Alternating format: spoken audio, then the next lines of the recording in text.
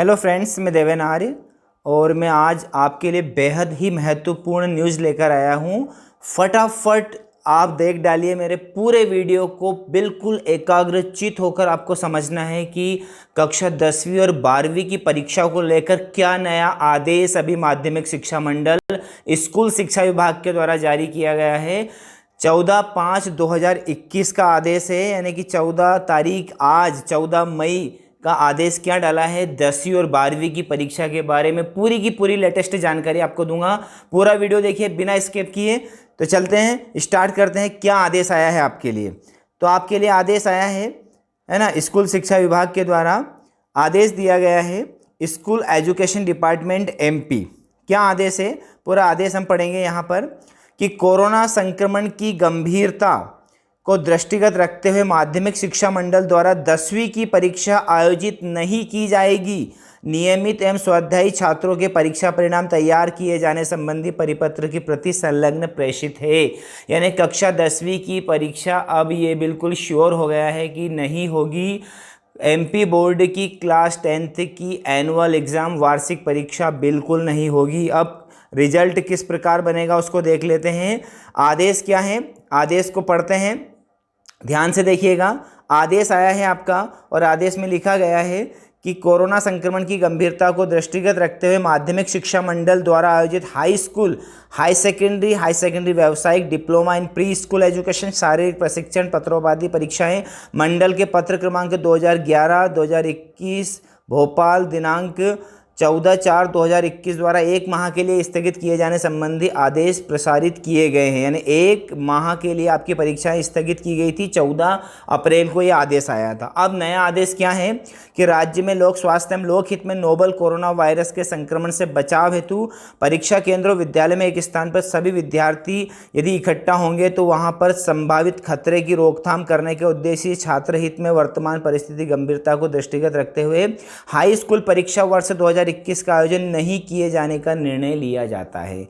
अब high school परीक्षा वर्ष 2021 का आयोजन नहीं किए जाने के फलस्वरूप हाई स्कूल परीक्षा वर्ष 2021 के नियमित एवं स्वाध्यायी छात्रों के परीक्षा परिणाम तैयार कैसे किए जाएंगे, उसके लिए क्या आदेश है उसको आप मेरे साथ समझने की कोशिश कीजिए। मैं आपको पूरा बताऊंगा कि जब आपकी परीक्षा नहीं होगी तो फिर आपको नंबर कैसे मिलेंगे, कैसे आपकी मार्कशीट तैयार होगी। बोर्ड से ही आपकी मार्कशीट बनकर आएगी बिल्कुल बाकायदा। तो कैसे होगी आपकी, है ना, एनुअल जो मार्कशीट होगी वो तैयार। तो देखिए कैसे होगी तैयार, हम पढ़ते हैं 3.1 से लेकर 3.1.1 में क्या है कि प्रत्येक परीक्षार्थी की अर्धवार्षिक और प्री बोर्ड परीक्षा, यूनिट टेस्ट और आंतरिक मूल्यांकन के अंक शालाओं में उपलब्ध हैं। यानी कि आपकी half yearly exam, pre board exam और जो आपके रिवीजन टेस्ट वगैरह हुए थे, आंतरिक मूल्यांकन जो होता है आपके मासिक टेस्ट वगैरह, वो सब नंबर आपके शाला में उपस्थित है। उक्त 3 प्रकार के मूल्यांकन का अधिभार नियमित किया जाकर प्रत्येक परीक्षार्थी को शालाओं द्वारा 100 अंकों में से प्राप्त अंकों की गणना की जाए। यानी आपको हाई स्कूल कि जो एनुअल एग्ज़ाम की जो मार्कशीट बनेगी वो किस आधार पर बनेगी, हाई अर्धवार्षिक परीक्षा, प्री बोर्ड परीक्षा और आपका जो रिवीजन टेस्ट हुआ था। ठीक है, 3 प्रकार के नंबर आपको जुड़कर जो है आपके 100 अंक पूरे होंगे। अब कैसे नंबर जुड़ेंगे उसको समझते हैं कि माध्यमिक शिक्षा मंडल द्वारा आंतरिक मूल्यांकन के अंक भरने हेतु एक OMR सीट, ठीक है, शालाओं को प्रेषित की जाएगी। ठीक है, यानी शालाओं में जो आपके विद्यालय वहाँ पर OMR सीट आएगी।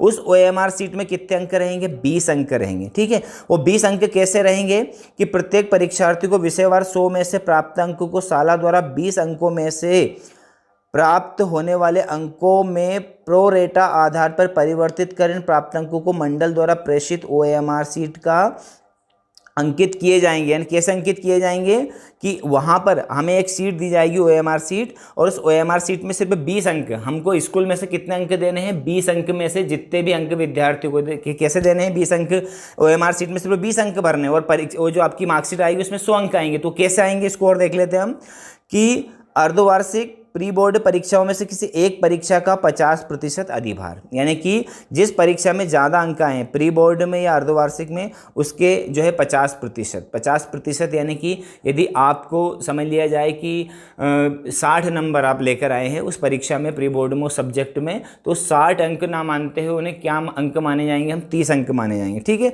30 अंक यानी कि 50% वहाँ पर हो गया। फिर इसके बाद में यूनिट टेस्ट, एक से अधिक यूनिट टेस्ट आयोजित कराए गए हो तो जिस यूनिट टेस्ट में अधिकतम अंक अर्जित किए गए हों, अब उसमें क्या जोड़ना है, यूनिट टेस्ट, यूनिट यानी यूनिट बाई जैसे मासिक जो टेस्ट होते हैं ना उनके अंक, और उनका कितना प्रतिशत रहेगा, 30% अधिभार। और जो आंतरिक मूल्यांकन यानी आपके स्कूल में जो भी आपका आंतरिक मूल्यांकन होता है, ठीक है, जो भी गतिविधियों के माध्यम से, अनुशासन के माध्यम, जो भी अंक आपको प्रोजेक्ट वगैरह के मिलते हैं वो 20%, यानी कुल मिलाकर कितने हो गए कि आपको 50% अंक तो अर्धवार्षिक प्री बोर्ड परीक्षा के, 30% अंक आपके यूनिट टेस्ट के, और 20% अंक आपके आंतरिक मूल्यांकन के। ठीक है, इस प्रकार से आपको पूरे कितने 100 अंक जो है स्कूल की तरफ से दिए जाएंगे। अब इन 100 अंकों को क्या करना पड़ेगा कि स्कूल के जो प्रधानाचार्य हैं, स्कूल के जो शिक्षक हैं, इन 100 अंकों को यदि आपको इन 100 में से 80 अंक आ रहे हैं, ये भी आगे उन्होंने बता के दिया है कि 100 अंक में से यदि 80 अंक आ रहे हैं तीनों टेस्ट और परीक्षा को मिलाकर, तो उस 80 अंकों को हम कितने अंक मानेंगे, 16 अंक मानेंगे। क्यों मानेंगे 16 अंक, क्योंकि OMR जो सीट रहेगी आपकी, OMR सीट में हमको सिर्फ कितने नंबर देने हैं, 20 में से नंबर देने, 100 में से नंबर नहीं देने, एक सब्जेक्ट में 20 में से नंबर देने हैं। तो यदि आपकी तीनों परीक्षाओं को मिलाकर यदि आपके 90 अंक आ रहे हैं, ठीक है, यदि आपके 90 अंक आ रहे हैं तो हमें OMR सीट में 18 अंक भरने हैं। यदि आपके 80 अंक आ रहे हैं तो OMR सीट में हमें कितने अंक भरने हैं, 16 अंक भरने हैं। इस प्रकार से डिवाइडेशन होगा, यानी इस प्रकार से हम अंक स्कूल के द्वारा माध्यमिक शिक्षा मंडल में भेजेंगे OMR सीट के द्वारा, और वहाँ पर आपकी मार्कशीट बनकर आएगी। ठीक है, इस प्रकार इसमें आगे भी लिखा है, इस प्रकार यदि किसी परीक्षार्थी को उपरोक्त फार्मूले के आधार पर यदि किसी विषय में 100 में से कुल 80 अंक प्राप्त होते हैं तो OMR सीट में प्रो रेटा आधार पर 16 अंक अंकित किए जाएं, यानी वो बोर्ड वाले उस हिसाब से फिर आपकी मार्कशीट तैयार करेंगे। ठीक है, आगे बढ़ते हैं। अब ये हो गया हाई स्कूल के विज्ञान, NCQF एवं अन्य विषयों की प्रायोगिक परीक्षाएं आयोजित नहीं की जाएंगी, यानी आपकी प्रैक्टिकल परीक्षा किसी भी हालत में नहीं होने वाली है, किंतु प्रायोगिक भाग कि OMR सीट में परीक्षार्थी को उनके वार्षिक प्रदर्शन के आधार पर आंतरिक मूल्यांकन की भांति संबंधित संस्था द्वारा OMR सीट में अंक प्रदान किए जाएंगे।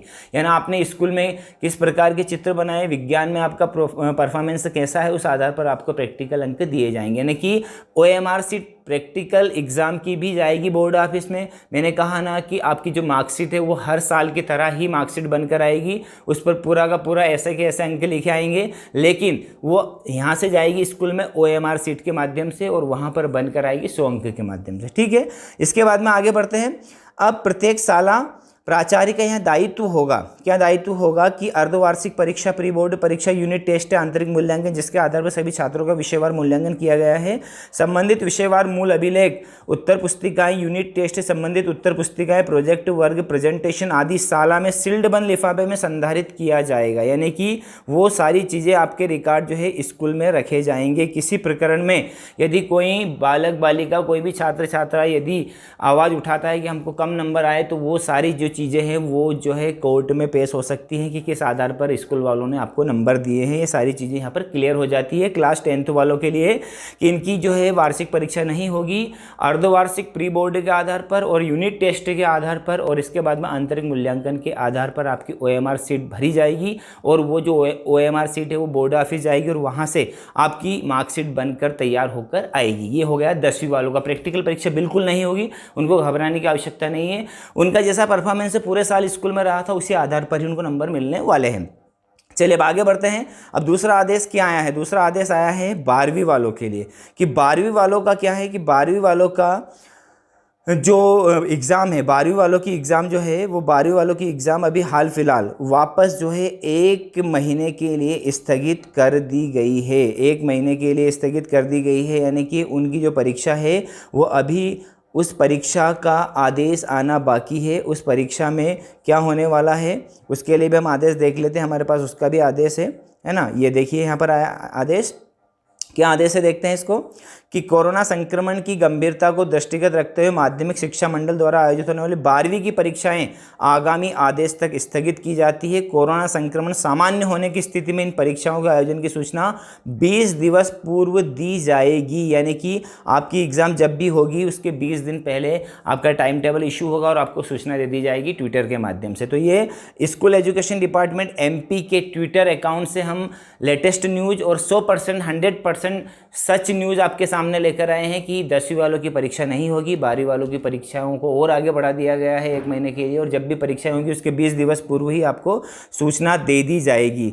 ठीक है फ्रेंड्स, ये प्रेस विज्ञप्ति भी आप पढ़ सकते हैं वीडियो को पॉज करके। ठीक है, प्रेस विज्ञप्ति आप पढ़ सकते हैं, यहाँ पर प्रेस विज्ञप्ति भी है और आदेश भी है। ठीक है, दोनों चीज़ें हैं और दोनों चीज़ों का सारांश ये है कि आपकी जो परीक्षाएं हैं क्लास 12वीं वालों की वो 1 माह के लिए स्थगित कर दी गई है और संबंधित आदेश बहुत जल्द आ जाएंगे। परीक्षा होने के 20 दिवस पहले ही आपका टाइम टेबल और आपको सारी सूचनाएं दे दी जाएगी।